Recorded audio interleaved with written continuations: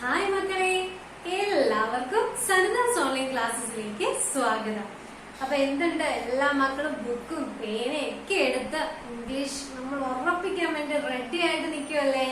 Okay, അപ്പൊ എന്റെ മക്കൾക്ക് വേണ്ടി ഞാൻ ആദ്യത്തെ ഒരു ആക്ടിവിറ്റി തരട്ടെ.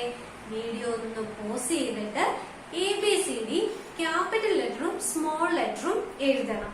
മിടുക്കരായിട്ട് എന്റെ മക്കൾ എല്ലാവരും എഴുതത്തില്ലേ? ഓക്കെ, ഞാൻ ഒന്ന് വെയിറ്റ് ചെയ്യാം. നിങ്ങൾ വീഡിയോ ഒന്ന് പോസ് ചെയ്ത് വെക്കുക. ABCD ക്യാപിറ്റൽ ലെറ്ററും സ്മോൾ ലെറ്ററും എഴുതിക്കോളൂ. അപ്പൊ എന്റെ മക്കള് എല്ലാരും ക്യാപിറ്റൽ ലെറ്റേഴ്സ് എഴുതിയില്ലേ? ഇനി ഞാനൊന്ന് കാണിക്കാം, നിങ്ങൾ എഴുതിയത് ശരിയാണോ എന്ന് നോക്കണം. നോക്കിയ മക്കളെ, ക്യാപിറ്റൽ ലെറ്റർ നിങ്ങൾ എഴുതിയത് ശരിയാണോ? ശരിയാണല്ലേ? അപ്പൊ ഞാൻ നിങ്ങൾക്ക് വേണ്ടി ഒന്ന് പ്രൊനൗൺസ് ചെയ്യാം. ശ്രദ്ധിച്ച് എന്റെ ഒപ്പം ഒന്ന് പറയണം. പറഞ്ഞോ.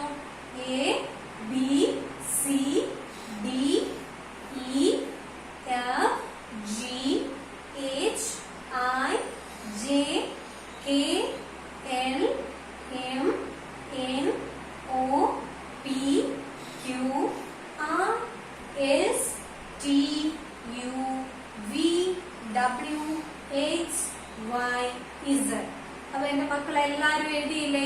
കറക്റ്റ് ആയിട്ടാണോ എഴുതിയത്? തെറ്റിപ്പോയ ഒരാളെങ്കിലും കാണും അല്ലെ? ഉറപ്പായിട്ടും കാണും. ABCD ഏതെങ്കിലും ഒരു അക്ഷരമൊന്നും നമ്മൾ മറന്നു പോയിട്ടുണ്ടായിരിക്കും അല്ലെ? അതൊന്നും കുഴപ്പമില്ല കേട്ടോ. നമുക്ക് ഇപ്പൊ അങ്ങ് പഠിച്ചേക്കാം. ഇനി നമ്മൾ മറക്കാതിരുന്ന പോരെ? ഇതുവരെ നമുക്ക് അറിയത്തില്ലായിരുന്നു എന്നത് കുഴപ്പമൊന്നുമില്ല. നമ്മൾ ഇനി അറിഞ്ഞിരുന്നാൽ മതി അല്ലെ? അപ്പൊ ഇപ്പൊ തെറ്റിപ്പോയ ഏതെങ്കിലും ഒക്കെ മക്കളുണ്ടെങ്കിൽ ഒന്ന് വേഗം തന്നെ ഇരുന്നിട്ട് എഴുതിയെടുത്ത് ഇപ്പം തന്നെ പഠിച്ചു. ക്യാപിറ്റൽ ലെറ്റേഴ്സ് ഒന്ന് രണ്ടെണ്ണം ഒക്കെ തെറ്റിപ്പോയതൊക്കെ എന്റെ മക്കൾ എല്ലാരും എഴുതി പഠിച്ച് മിടുക്കരായില്ലേ? ഇനി നിങ്ങൾ എഴുതിയ സ്മോൾ ലെറ്റേഴ്സ് ശരിയാണോ എന്ന് നമുക്ക് നോക്കാം. നോക്കിയേ മക്കളെ, ABCDEFGHIJKLMNOPQ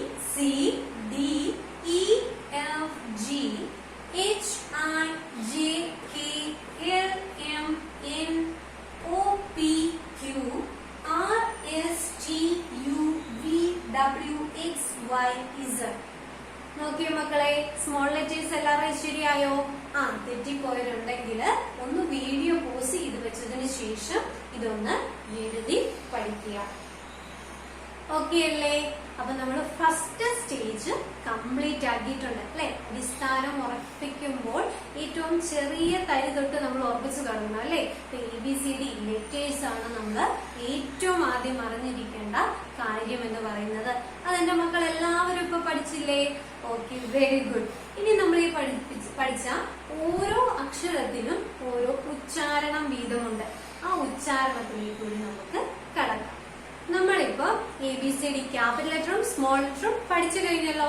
ഇനി ഉച്ചാരണം നോക്കിയേ മക്കളെ. A എന്ന അക്ഷരത്തിന്റെ ഉച്ചാരണം എന്താണ്? ആ എന്നാണ് ഉച്ചരിക്കുന്നത്. എയുടെ ഉച്ചാരണം എന്താണ്? ആ. എന്റെ ഒപ്പം പറയണം കേട്ടോ. എയുടെ ഉച്ചാരണം ആ. ബിയുടെ ഉച്ചാരണമോ ബ. സിയുടെ ഉച്ചാരണം ക.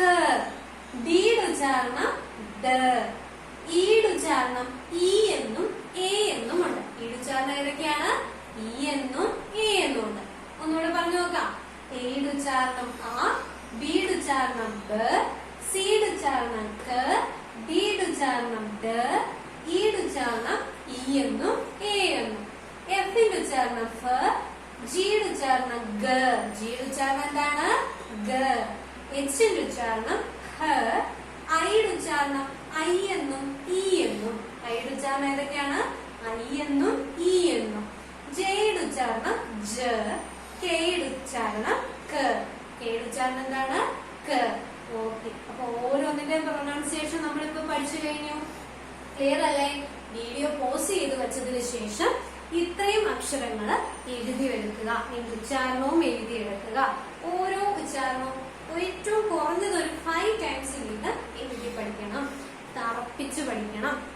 പറഞ്ഞ് പല ആവർത്തി പറഞ്ഞു പഠിക്കും. K വരെയുള്ള അക്ഷരങ്ങളുടെ ഉച്ചാരണം നമ്മൾ ഈസി ആയിട്ട് പഠിച്ചു കഴിഞ്ഞു. അപ്പൊ വീഡിയോ പോസ്റ്റ് ചെയ്ത് വെച്ച എന്റെ മക്കൾ എല്ലാരും 5 തവണ വീതം എഴുതി പഠിച്ചില്ലേ? മിടുക്കരല്ലേ? ഉറപ്പായിട്ടും പഠിക്കണം കേട്ടോ. ഇതാണ് നമ്മള് ഇംഗ്ലീഷ് വായിച്ചിട്ടേ ഉള്ളൂ അല്ലെ? ഇംഗ്ലീഷ് നല്ലതായിട്ട് എഴുതിയിട്ടേ ഉള്ളൂ എന്ന് നിങ്ങൾ ഉറപ്പിക്കുക. ബാക്കി അക്ഷരത്തിലേക്ക് പോകാം. റെഡിയല്ലേ? വായോ. എല്ലിന്റെ ഉച്ചാരണം എന്താണ് മക്കളെ? എല്ല് ല എന്നാണ് കേട്ടോ. എല്ലിന്റെ ഉച്ചാരണം എന്താണ്? ല. എമ്മിന്റെ ഉച്ചാരണം മ, എമ്മിന്റെ ഉച്ചാരണം മ, എന്നിന്റെ ഉച്ചാരണം ന, എന്നിന്റെ ഉച്ചാരണം ന, ഓയുടെ ഉച്ചാരണം ഓന്ന് തന്നെയാണ്. ഓയുടെ ഉച്ചാരണം എന്താണ്? ഓന്ന് തന്നെയാണ്. പിയുടെ ഉച്ചാരണം പേന്ന് തന്നെയാണ്. പിയുടെ ഉച്ചാരണം പ. ക്യൂവിന് ക്വ എന്നാണ് വരുന്നത്. ആറിന്റെ ഉച്ചാരണം റ, ആറിന്റെ ഉച്ചാരണം റ. എസിന്റെ ഉച്ചാരണം സ, എസിന്റെ ഉച്ചാരണം സ. ടിയുടെ ഉച്ചാരണം ട, ടിയുടെ ഉച്ചാരണം ട. യുവിന്റെ ഉച്ചാരണം യു എന്നും ആ എന്നും. യുവിന്റെ ഉച്ചാരണം എന്തൊക്കെയാ മക്കളെ? യു എന്നും ആ എന്നും. ബിയുടെ ഉച്ചാരണം വ, ബിയുടെ ഉച്ചാരണം വ. ഡബ്ല്യുവിന്റെ ഉച്ചാരണം വന്ന് തന്നെയാണ് വരുന്നത്. എക്സിന്റെ ഉച്ചാരണം സ് എന്നാണ് വരുന്നത്. വൈയുടെ യ എന്ന് വരും.